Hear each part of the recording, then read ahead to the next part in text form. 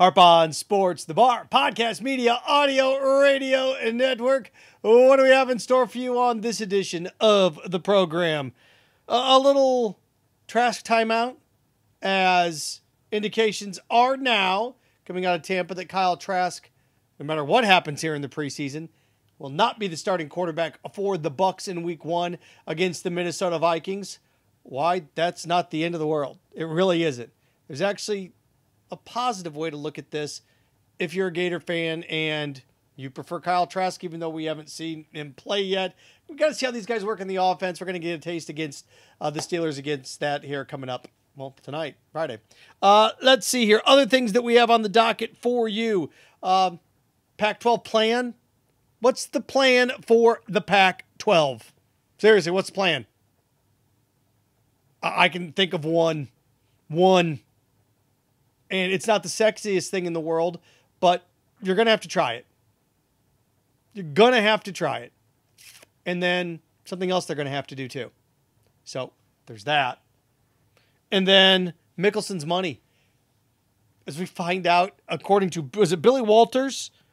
Gambler wrote a memoir talking about how Phil Mickelson may have gambled close to $1 billion in his career. I went through and looked. He said he lost over $100 million. He's earned $925 million. I'm going to try to explain to you why losing $100 million for Phil Mickelson isn't that big of a deal for him. Well, it's a big deal for anybody, but I'll put it in comparison. Harp on Sports, the Bar, podcast, media, audio, radio network. Follow, share, like, subscribe at Harp on Sports Twitter, at Harp on Sports Instagram. Harp on Sports, the auditory route, Buzzsprout, Spotify, Apple Podcast. Harp on Sports, of course, Facebook page, Harp on Sports, the YouTube channel, the Bar, and of course, harponsports.com. Where to begin? Baker Mayfield over Trask. This is according to Ira Kaufman, JoeBucksFan.com. They're very reputable. That's a very reputable site. It is. And that Baker Mayfield is the plan for Week 1 at quarterback against the Vikings. Like, I'm not actually anti this, even if indications are in camp that Trask has pushed him, but the Bucs want to go with Mayfield first. That's fine. To me, that's fine. Why? Because you can go from Mayfield to Trask. It may be a little bit harder to go from Trask to Mayfield. Plus, look, Mayfield played decent down the stretch for the Rams last year. Baker Mayfield, doing all the right things. He's a veteran. We're just a couple years removed away from him winning a postseason playoff game in Pittsburgh. And then having the Chiefs on the ropes in Kansas City. He's a good quarterback. Not great, not fantastic. He's a good quarterback. It was going to be tough for Kyle Trask to beat him out. There's a positive spin on this. I hate the word spin. If you have to spin things, it means you lost. We got to spin this. Oh my gosh. Seamstress is spin. Come on, when you have to spin something, no, forget that. Here's the way to look at this: glass half full as opposed to glass half empty. If Mayfield's the number one quarterback, then Trask is going to see most of the preseason snaps. What Trask needs to see right now are snaps, as much work as possible. And if Mayfield's with the first team, that means Trask is coming out there. And look, greatness finds a way. People that are really good find a way. It's not the exact same thing. It's not. But I remember in Green Bay, Matt Flynn filled in when Aaron Rodgers sat out. What was that, 2011? 2010? Matt Flynn played the last week and went gangbusters. So, Seahawks gave him a 4-year deal. What happened? Russell Wilson beat him out in the preseason. I'm going to take this from you. And he did. It's not exactly the same thing, but I got news for you, Doc. If Kyle Trask is really good, he will shine in the preseason, and Baker will not be healthy 100% of the time all year. No quarterback is. What do you do when you get your opportunities? What do you do? It's like in baseball. You don't get to play very much. You get to pinch hit. You got to take full advantage of your opportunities. Well, maybe if I got to play more, it doesn't work that way. Kyle Trask has a chance here. It's not fair. It's not fair how we haven't seen him play. Now, you'll know after the preseason if Kyle Trask has outplayed him. But again, even if he does and they go with Mayfield in week 1, that's fine. Well, Trask is better than Mayfield. Then he's eventually going to get it. He'll eventually get his crack. Kyle Trask, if he doesn't start week 1, will get his shot. This Bucs team's not very good. They're rebuilding. He's going to get his chances. Maybe that's not the worst thing to start out of the gate. 5-6 weeks in, this team's 2-4. Look, think about this. Now this is a big if he struggles, and I mean he by Baker Mayfield, and Trask comes along, and this team's like 2-6, the Bucs are going to look around and go, all right, let's get Kyle Trask in here and see what he can do, because at 2-6, we got to figure out where we are going to go here, because if Trask isn't it, we know Mayfield's not. If Baker Mayfield's like 2-6 and the Bucs are going to be like, that's it, you're done. We're halfway through the year. We got to figure out what Kyle Trask is, because if Kyle Trask isn't it, then next year we're in the Caleb Williams sweepstakes. It's what they're going to be.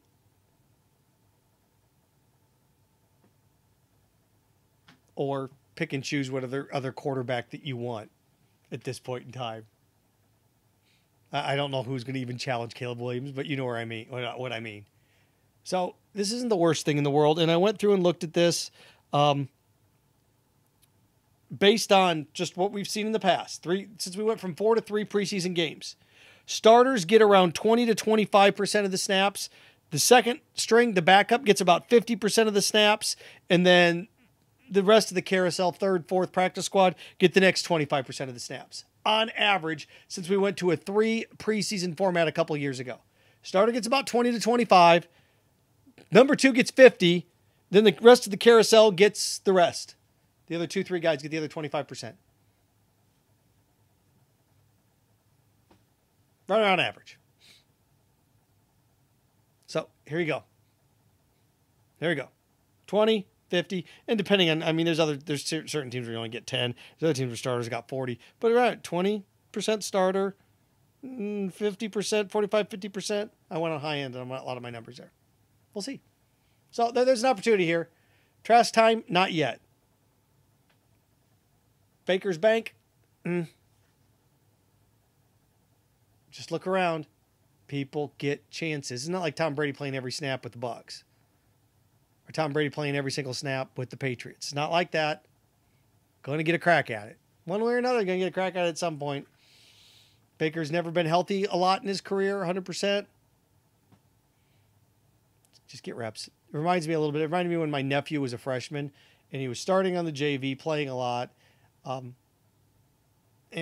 it was one of the things I remember telling him, because there's guys that were underclassmen that were riding the bench on the varsity. I'm like, look, sitting there and watching other people play in the varsity is not going to help you. Getting reps is going to help you. Would you rather be at AAA, AA, playing every day, getting 400 or 500 at bats a year, or in the major leagues sitting on the bench? Well, I'd rather be in the bigs on the bench. You're not going to get better doing that. I'm talking about like when you get drafted as you're developing, as you're coming along, not when you're a 35-year-old vet. Yeah. Get your reps. Reps. Okay. From that to this. Pac-12. What's the Pac-12's plan? I can think of one, and it's got a couple tiers to it. And they're going to have to go after, they're going to have to get greedy. Pac-12 saved their conference. Cal, Wazoo, Stanford, Oregon State. It's probably a long shot. But here's what they have to do for starters. And look, some of these not even a debate.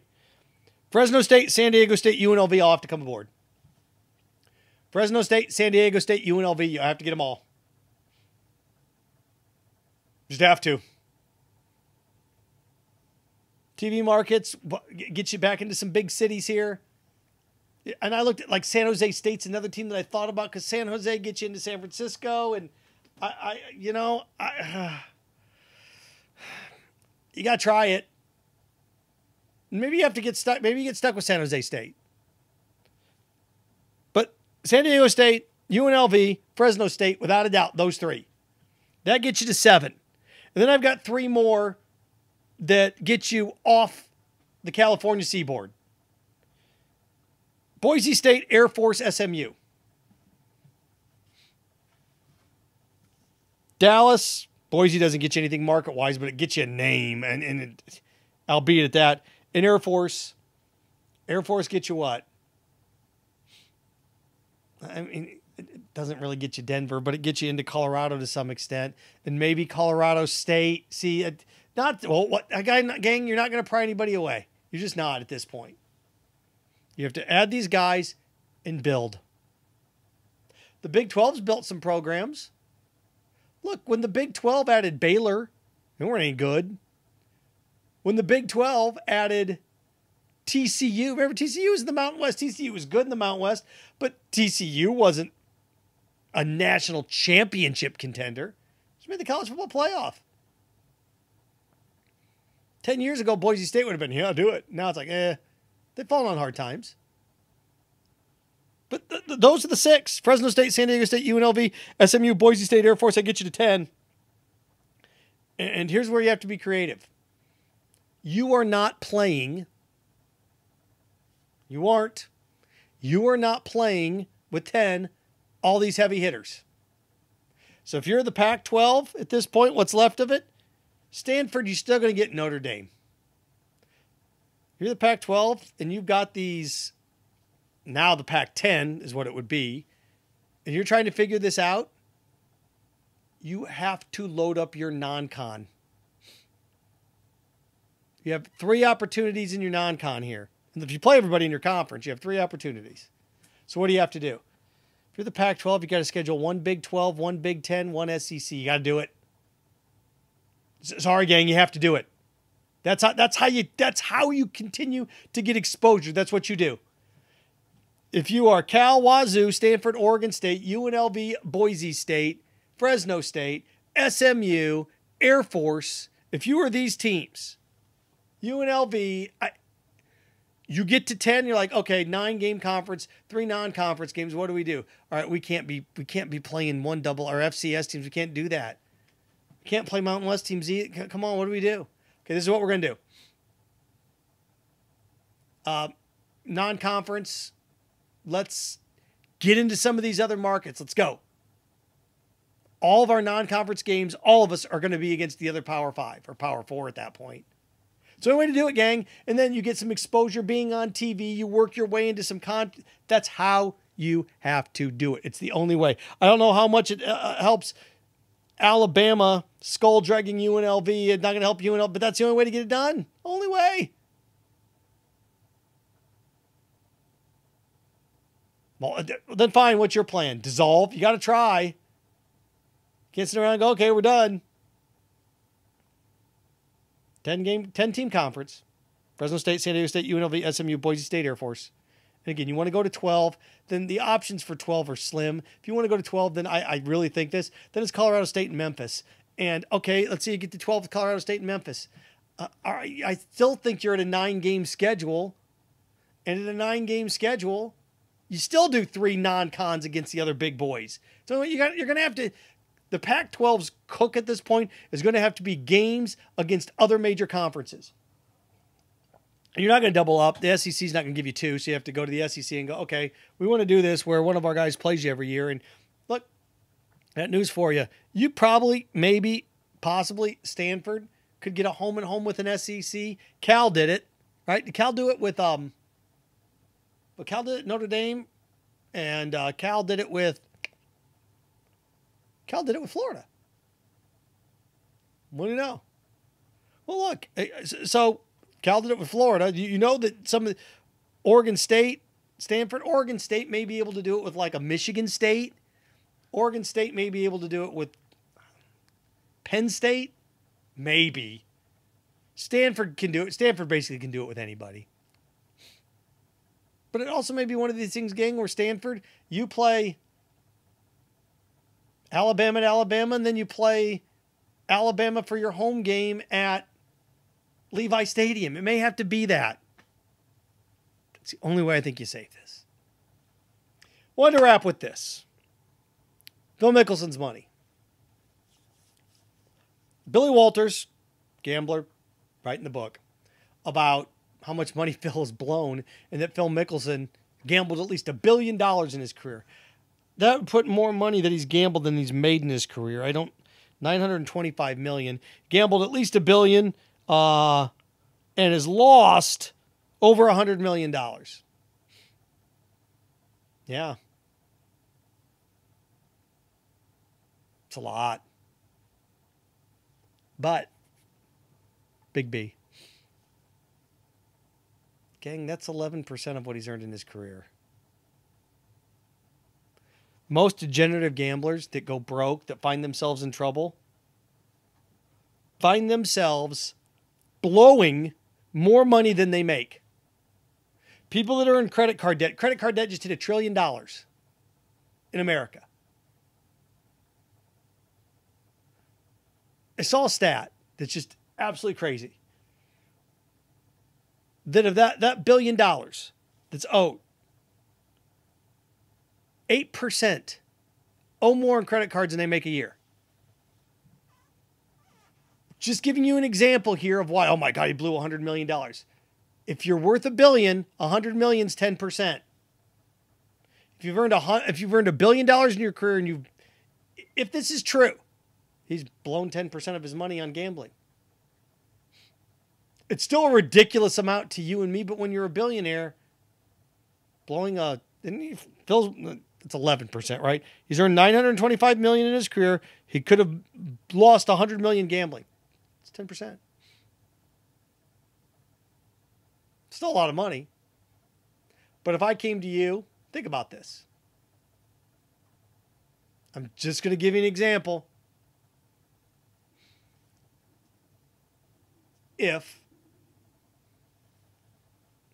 I could say if I made $100,000 a year, but I know you won't believe me. Say I made $50,000 a year.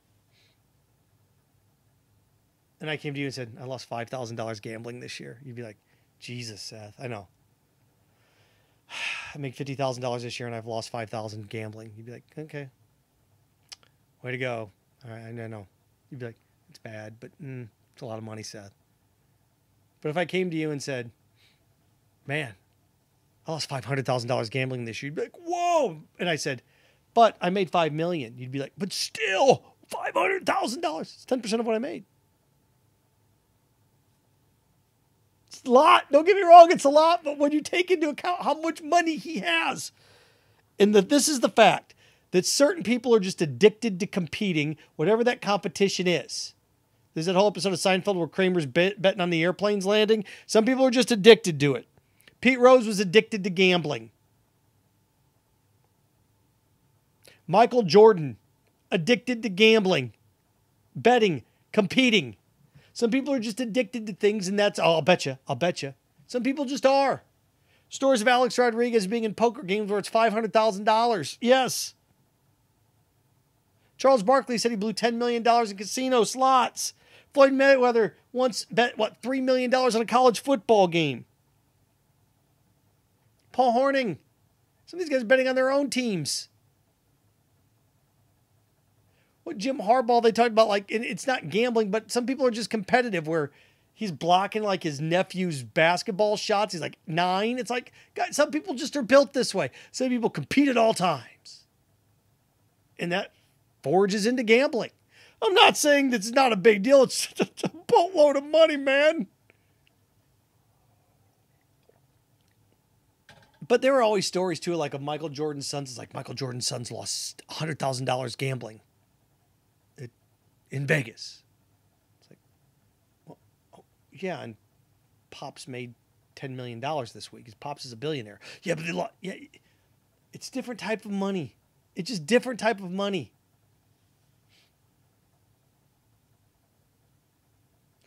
You cringe to think that most billionaires make more when they sleep at night than you'll make in your life. They just do. It's ridiculous.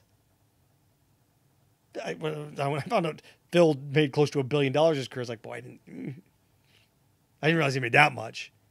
A lot of money. Don't get me wrong. But in perspective, again, if I told you I made $50,000 this year and lost $5,000 betting, you'd be like, oh, okay, Jesus. 10%. That's what Phil lost.